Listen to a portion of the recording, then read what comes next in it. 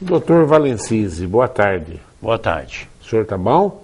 Graças a Deus, eu agradeço o convite que nos foi formulado, dando-nos a oportunidade de demonstrar o trabalho desenvolvido pela Polícia Civil e todos os problemas relacionados à criminalidade em nossa região administrativa.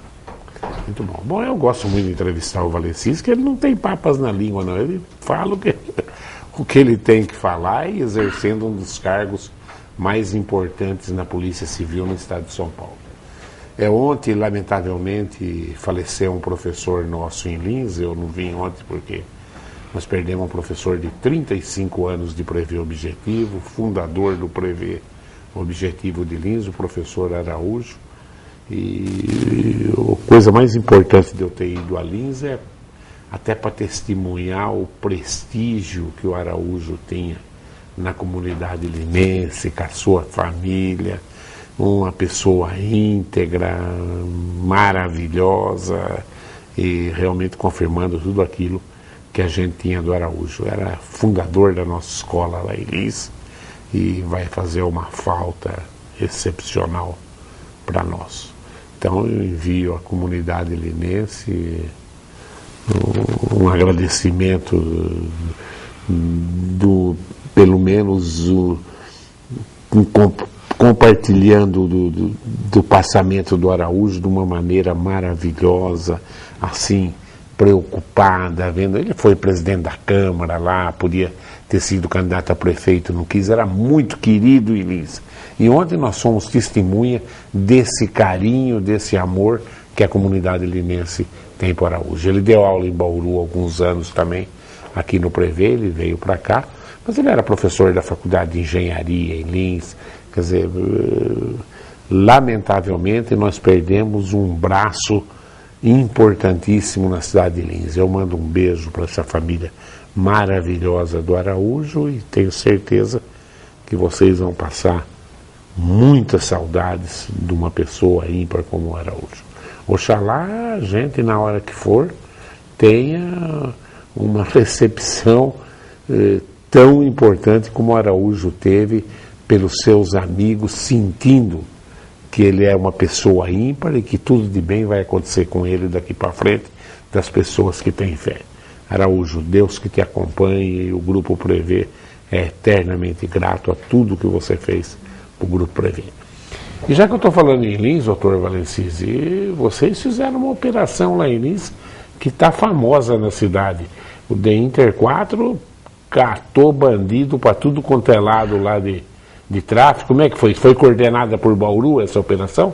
Exatamente, o trabalho de investigação, a inteligência policial desenvolvida pelos policiais de Lins, altamente capacitados, e é um trabalho permanente que vem sendo desenvolvido por esse departamento desde que assumimos a sua direção.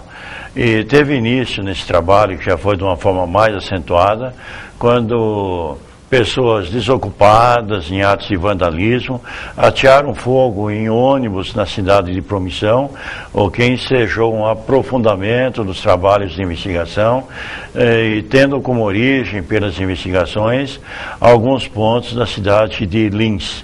Após o contacto e com o apoio de várias delegacias seccionais de polícia, numa coordenação do departamento, foi realizado esse trabalho na cidade de Lins, em conjunto, integrado com policiais militares e proporcionando um resultado altamente positivo.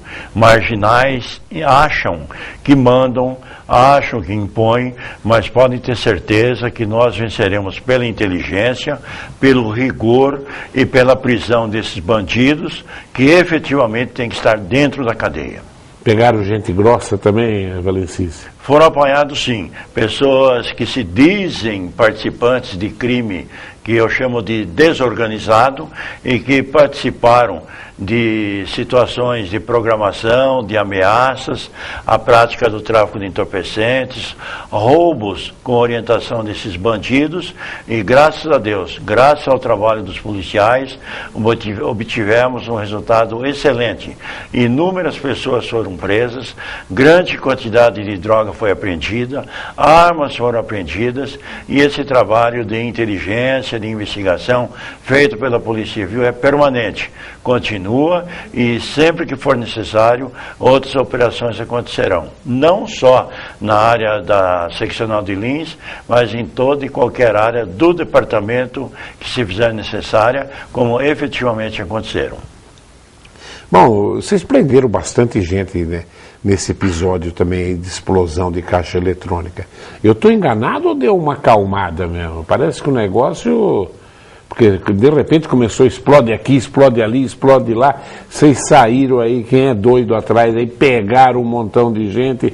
Que situação que está, Valencis? Exato. Em primeiro lugar, que destacar a covardia dessas pessoas que vão na madrugada e acabam achando que é uma cena de faroeste e fazendo esses atos de violência como vinham acontecendo.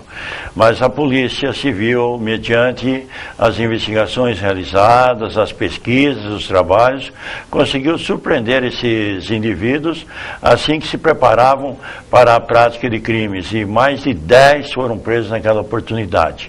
Antes dessa situação, tivemos fatos na região de Marília, onde a Polícia Civil, em conjunto também com a Polícia Militar, prendeu várias pessoas envolvidas em roubos e caixas eletrônicos.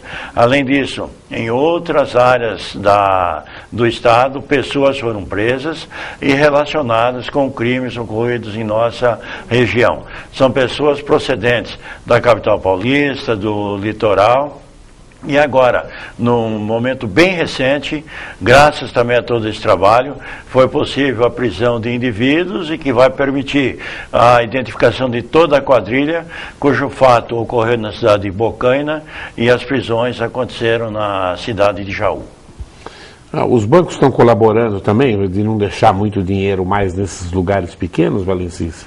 Veja bem, nós temos pleiteado junto aos bancos para que haja maior cautela, para que não se deposite nos caixas eletrônicos um valor excessivo, mas por enquanto ainda estamos enfrentando essas dificuldades, esses problemas, inclusive com relação também ao monitoramento da agência, a colocação em locais mais protegidos e também a cautela em horário de funcionamento. Nós entendemos que em madrugadas, em outros horários, muitas agências não deveriam colocar em funcionamento, não deveria ter dinheiro. Mas existem várias alegações, então ainda estamos discutindo esse assunto. O que eu quero deixar bem claro: existe um protocolo do departamento aplicado a todas as delegacias seccionais, a todos os locais onde esses crimes acontecem, para que haja uma investigação altamente realizada, com inteligência, identificação e providências de investigação que efetivamente permitam a identificação e esclarecimento desses crimes, como efetivamente vem acontecendo. É uma coisa terrível, né? Inclusive para vocês, por exemplo, as cidadezinhas aí de 1.000, 2.000 habitantes que tem uma agência bancária, pouco policial, fica parecendo mesmo a ação, e eu vi alguém na grande mídia até que chegou a comparar com a ação de cangaceiro, né? Quer dizer, de repente chega ali 20 pessoas, tem 3, 4 guardas na cidade, né, Valencis? Como programar isso aí é terrível mesmo para vocês, né? Exatamente. Nós procuramos ter um trabalho integrado com a Polícia Militar. Várias medidas são adotadas, objetivando evitar, tanto que eu não posso divulgar a forma de trabalho, a estratégia. Entretanto, existem várias situações em que esses bandidos foram surpreendidos e acabaram sendo presos em flagrante delito. Mas realmente não é fácil, é uma situação realmente complexa e que se exige uma dedicação muito grande, as cautelas necessárias, porque esses grupos vêm fortemente armados para a prática dos crimes. Atrás dessas quadrilhas que explodiam caixas eletrônicos em agências do interior, também tinha pessoal de droga por trás disso, Valencis, ou não deu para chegar a essa conclusão? Olha, no tocante à prática de crimes relacionados a roubos, furtos de caixa eletrônico, trata-se de outro tipo de crime, onde se envolvem pessoas que acham que estão envolvidas com crime organizado, que se dizem crimes organizados, e é em cima desse trabalho. Normalmente o tráfico de drogas já é uma atuação separada e que não tem esse envolvimento direto com essa prática de crimes. Mas se formos verificar, existe o movimento de capitalização que eles tentam para fortalecer quadrilhas, então aí se envolve obviamente o crime organizado e também as pessoas relacionadas com esses tipos de roubos e outros que acontecem. Como é que estão as estatísticas de Bauru em relação ao crime, Valencice? Com toda sinceridade, nós tivemos neste ano um acréscimo, um aumento nos índices, principalmente no tocante aos homicídios. Nós tivemos, se não me engano, 20 homicídios em janeiro na área do departamento, 10 em fevereiro e retomamos agora em março com aproximadamente 19 crimes. Nos crimes de roubo, nós tivemos uma pequena diminuição. Crime de furto de veículo, neste ano tivemos uma pequena diminuição, analisando-se ao início do ano, mas em outros tipos de crimes nós tivemos algum acréscimo. O que eu posso deixar bem claro é no tocante ao esclarecimento, principalmente com relação aos crimes de homicídios, onde se fala que a polícia nada esclarece.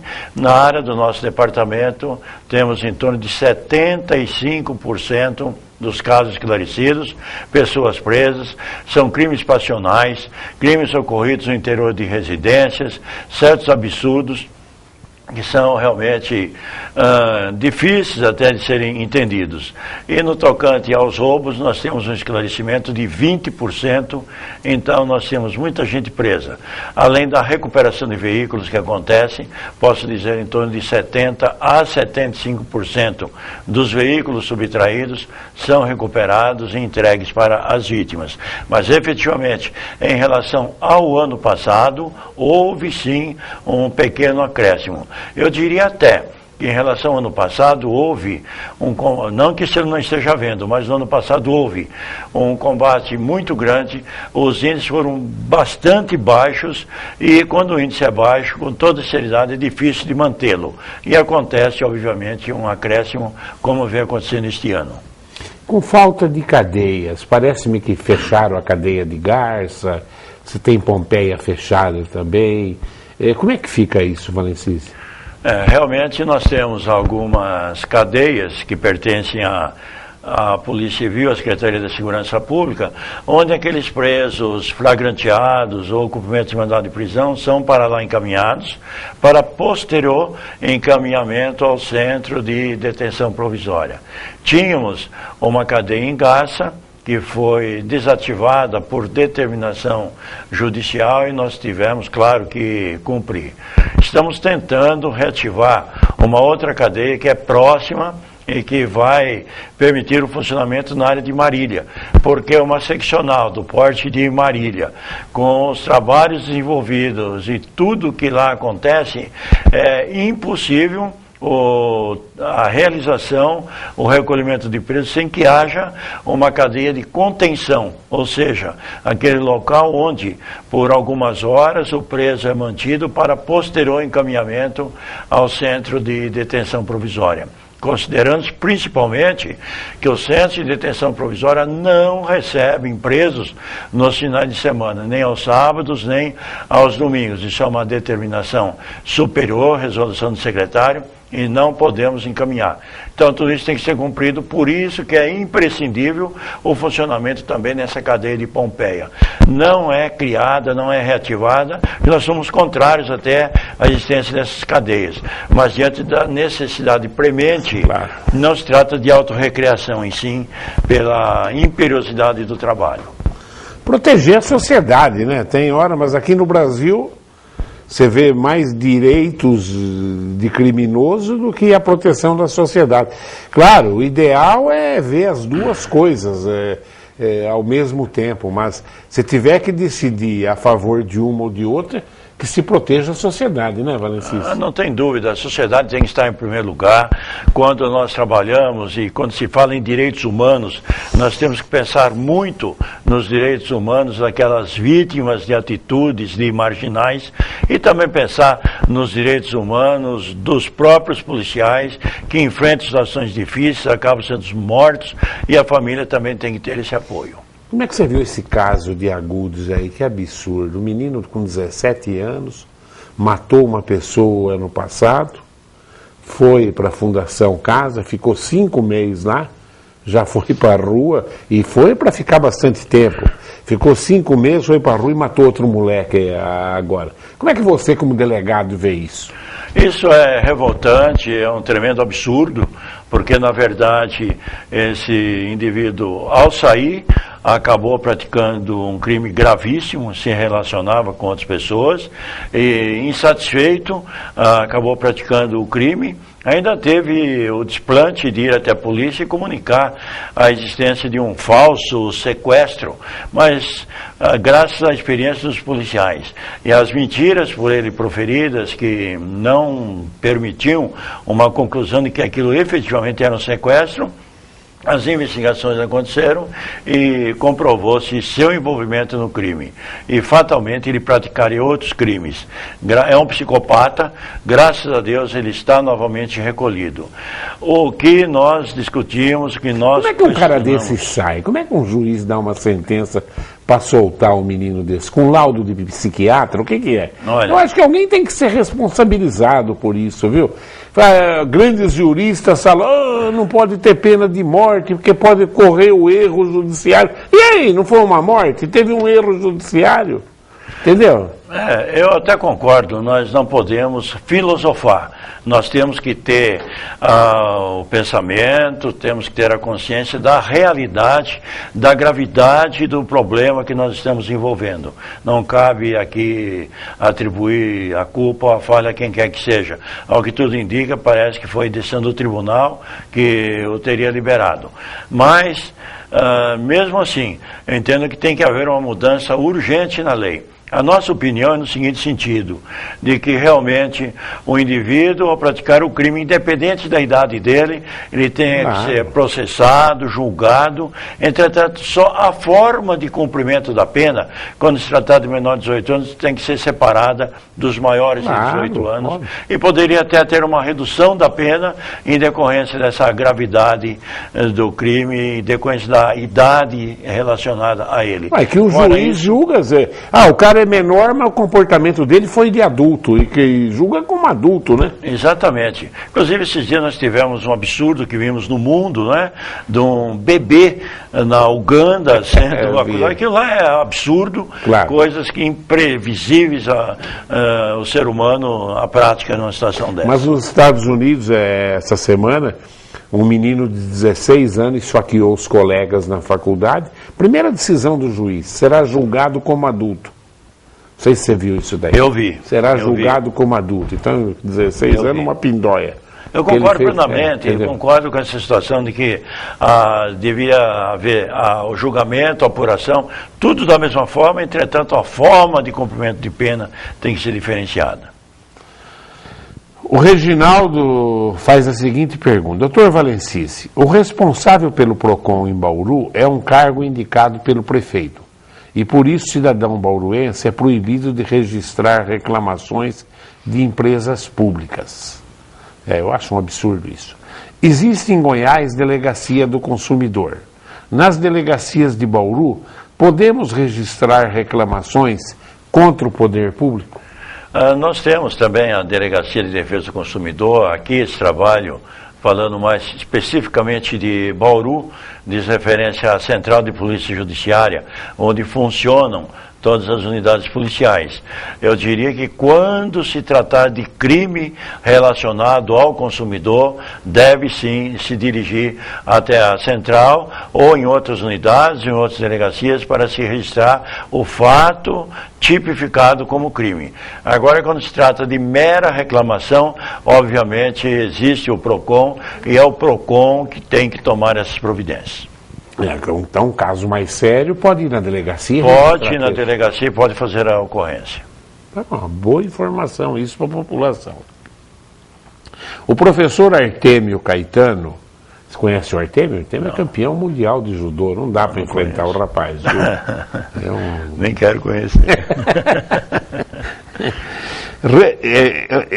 Eu vi isso aqui também na internet, que ele está perguntando. Ele fala, recentemente acompanhei e até compartilhei por uma rede social uma matéria veiculada por uma emissora de televisão de Mato Grosso que entrevistou um delegado que se apresentava totalmente indignado com a soltura quase que imediata de meliantes que ele tinha acabado de prender. Agora é aí que eu acho que é o absurdo dele. Ele, inclusive, conclamava a população para não procurar mais a polícia, e sim o juiz da cidade quando precisar de uma intervenção. Eu pergunto para o senhor, como o senhor vê essa complacência do judiciário nessas solturas rápidas?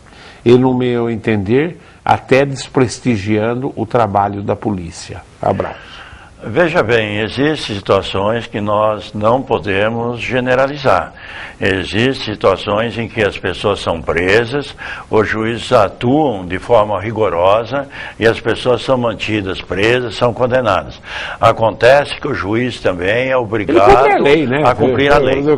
Exatamente, não tem como desobedecer a lei, porque se o juiz de primeira instância deixa de cumprir, e mesmo cumprindo, há o recurso ao tribunal que pode modificar a sua decisão. Então, essa postura do delegado eu não concordo, nós temos que tomar as providências, mesmo que surja à nossa frente 500 vezes. Entretanto, nada impede de formularmos representações ou comunicarmos à sociedade, mas jamais incitarmos alguém a procurar o judiciário porque deixou de tomar a providência em relação ao fato. Cada qual exerce a sua função. O delegado investiga, o delegado prende, o delegado representa por prisões, faz as buscas e encaminha ao Poder Judiciário, que cabe a ele todas essas decisões. Então não podemos generalizar situações como essas. Esse caso de Agudos, eu tenho certeza que não cumpriram lei nenhuma. Como é que se põe um cara 5 meses na rua que se ele matou um cara? Acho que a lei também não é tão vagabunda desse jeito, né? Tem que ser verificado com detalhes. Ele esteve preso, ficou recolhido há algum tempo, apreendido, melhor dizendo, e posteriormente aconteceu essa liberação. Acho que depois de 5 meses ele já podia passar o fim de semana em casa. Aí cabe a quem compete decidir as situações, dar as explicações devidas. Eu acho também. Porque eu queria... Posso falar? Pô. Inclusive deixar bem claro, a sociedade é o nosso patrão e também eles são os nossos clientes, eles precisam do nosso trabalho, são eles que pagam os nossos salários. Claro. Todos nós, todos sem exceção, estamos para servir, para trabalhar. Então nós temos sim que dar satisfações daquilo que nós fazemos. É isso aí. A gente de escola particular, reunião minha, eu falo isso para o professor, nós somos empregados da família, temos que trabalhar, e não para o aluno. Se nós temos que repreender um aluno, vamos repreender agora, mas nós temos que prestar conta para a família, ensino de qualidade, disciplina e tudo. E acho, no caso seus é muito mais amplo ainda, né? Quer dizer, e o que não é fácil. Como é que você vai fazer com esse CDP lotado de Bauru aí? Realmente existe uma lotação, mas até agora não recebemos qualquer informação. Todos os presos que estamos encaminhando são devidamente recepcionados. Existe uma colaboração, um apoio muito grande dos CDPs da região em relação ao nosso trabalho e de todo o sistema penitenciário da nossa região. Não há qualquer motivo para reclamação, e sim de elogio, até de agradecimento pela compreensão e pelo apoio como nós desenvolvemos o nosso trabalho e a receptividade em relação a eles. Eu não concordo com a opinião do Luiz Tadeu, mas vou ler para você aqui, mas respeito a opinião dele. Ele dá a seguinte opinião: ele acha que, no entendimento dele, a justiça não pune os menores de 18 anos porque eles serão benéficos nas eleições, pois aqueles que têm entre 16 e 18 anos também podem votar e fariam muita falta nos pleitos posteriores. Eu entendo que não, a Não é situação isso, não. aí não há qualquer relacionamento. A verdade é entre que não tem prisão nem e cadeia, adolescente. não tem nem sistema para punir, né, Não, Valencice? não há necessidade de disso daí, o trabalho é outro e o que tem é que seria o ideal é a redução dessa minoridade aí, mas na forma como nós conversamos. Extremo rigor. A verdade é uma só. Está faltando presídio, está faltando. Precisa ter. Não pode mandar menor de idade também para cumprir pena junto com um bandido profissional, né? Mas que tem que se criar um sistema diferente para manter eles presos 10 anos, 15 anos, que seja também, né, Valencice? Concordo plenamente. Né? Concordo Mas tem plenamente. que criar um trabalho. Exatamente. A última vez que você veio aqui, de uma maneira elegante e tal, você reclamou do número de funcionários. Claro, você exerce um cargo que o governador conversa com você e você não pode falar, né? Mas me responde, está com pouco funcionário, Valencice? Olha, nós temos, eu sempre falei, eu prefiro a qualidade do que a quantidade. Se eu tenho um funcionário, eu sou cobrado por um. Se eu tiver 10, eu sou cobrado por 10. Agora, se tiver 10 que não prestam, não adianta nada. Temos que ter funcionários altamente qualificados, é o que nós estamos fazendo. Além do mais, o próprio governo reconhecendo a necessidade de maior número de funcionários, e realmente estamos precisando, está desenvolvendo uma série de concursos, inclusive muitos já foram nomeados. Nós temos curso em andamento aqui no núcleo da Academia de Polícia de Bauru, temos outros cursos de escrivão e de investigador de polícia que serão realizados também no núcleo da Academia de Polícia aqui de Bauru. É um núcleo relacionado com a Academia de Polícia de São Paulo e que proporciona a formação adequada, porque nós temos professores em alto nível para a orientação e formação desses policiais. Então, esses concursos estão em andamento, inúmeros outros estão acontecendo, inclusive domingo último tivemos o concurso de investigador, que ocorreu na IT, ocorreu em todo o estado de São Paulo, com número superior a 20 mil candidatos em todo o estado, já tivemos o de escrivão, enfim. São fases do concurso que são desenvolvidas inicialmente pela VUNESP e posteriormente pela própria Polícia Civil. Os concursos de delegados, médicos, legistas, peritos criminais, enfim, há sim um trabalho concreto, não é conversa, de concurso, realização, nomeação, para que esses profissionais venham trabalhar nas respectivas áreas. E além do mais, há uma possibilidade de uma criação de um grande número de vagas ainda no decorrer deste ano. Mas se dobrasse o número de gente aqui em Bauru, tem lugar, né, Valencice? Isso não vai acontecer, dobrar, com toda sinceridade. Mas, se nós recebemos um número relativamente suficiente, tenho certeza absoluta que nós iremos qualificar ainda mais e otimizar ainda mais a realização desses trabalhos. E para ter uma polícia competente em investigação, tem que ter muito investimento, né, Valencice? Não é brincadeira.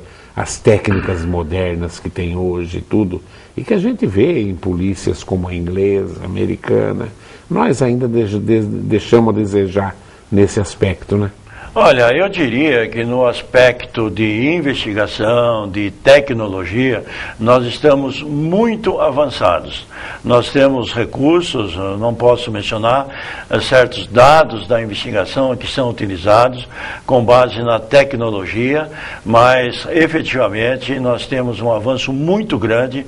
Eu posso dizer que a nossa Polícia Civil está muito bem nesse aspecto, começando pelas viaturas, pelos locais melhorou bem isso, né? Melhorou bem, viatura. Pelos locais de trabalho e também as ferramentas de Mas eu falo mais em termos de investigação criminal.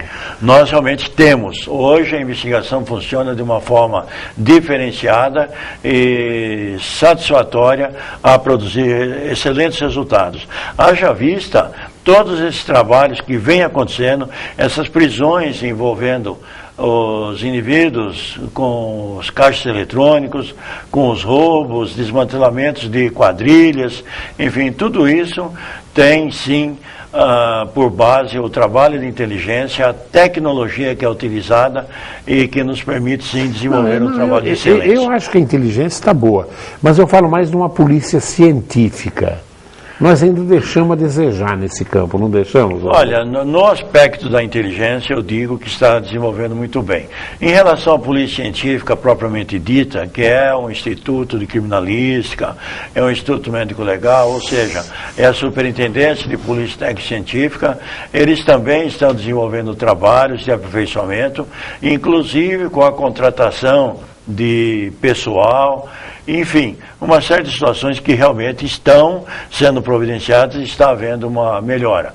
Eu falando da Polícia Civil, posso falar até no aspecto salarial, que é uma coisa que o pessoal tem medo de comentar, medo de falar, mas houve sim um reconhecimento do governo, está havendo uma melhora e a tendência é melhorar ainda mais no tocante aos policiais que trabalham na Polícia Civil. Deixa eu fazer o papel de advogado do diabo aí. Quer dizer, há pouco tempo atrás, a Polícia Civil do Estado de São Paulo era o pior salário do Brasil. Hoje tem uns 5 piores salários que o Estado de São Paulo. Olha, sinceridade, eu não sei qual é o pior. Parece que é mais ou menos isso. Mas já houve uma melhora acentuada melhorou, né? E existem possibilidades ainda. Mas tem que ser o melhor salário, não é o estado mais rico do país? Nós temos que continuar trabalhando. Quem luta pela polícia é a própria polícia. E o governador permite essa reivindicação, o nosso delegado-geral e as associações têm mantido um contato muito grande, muito próximo com ele, e possibilidades de outras melhoras estão próximas em acontecer. Se eu fosse governador, o Valencisi ia ser meu secretário, porque sabe defender a política do governo. Que, aliás, o Geraldo Alckmin... Mas é a realidade. Valencisi, o que você gostaria de falar para o telespectador para se despedir? Eu quero agradecer essa oportunidade e dizer o trabalho que a polícia vem desenvolvendo. Instalamos em Bauru, estamos instalando em todas as sedes das delegacias seccionais a Central de Polícia Judiciária. Nós temos conhecimento, sim, existem problemas ainda no tocante a uma maior qualificação no atendimento, mas eu gostaria que as pessoas nos comunicassem, tenham os telefones de contato, para que possamos melhorar com o trabalho, com as opiniões e com as críticas, tudo isso que vem acontecendo. Há um empenho muito grande, há um comprometimento, e parabenizo todos os policiais, sem exceção, pelo envolvimento e pelo comprometimento com a sociedade, produzindo o que vem sendo demonstrado no dia a dia. Valencisi, sempre é um prazer receber você aqui, viu? Tá? Tá aí, nós temos um profissional de primeira linha na The Inter, e não sou eu que falo, todo mundo fala, nos bastidores. O pessoal de Ribeirão lembra com saudades quando ele passou por lá, botando as coisas em ordem lá por Ribeirão Preto. Mas realmente o Valencisi veio para Bauru e se entrosou de uma maneira excepcional, e a gente sente que a coisa está bem melhor do que era aqui. Eu agradeço a sua audiência e continue aí ligado nos horários alternativos da TV Prevê.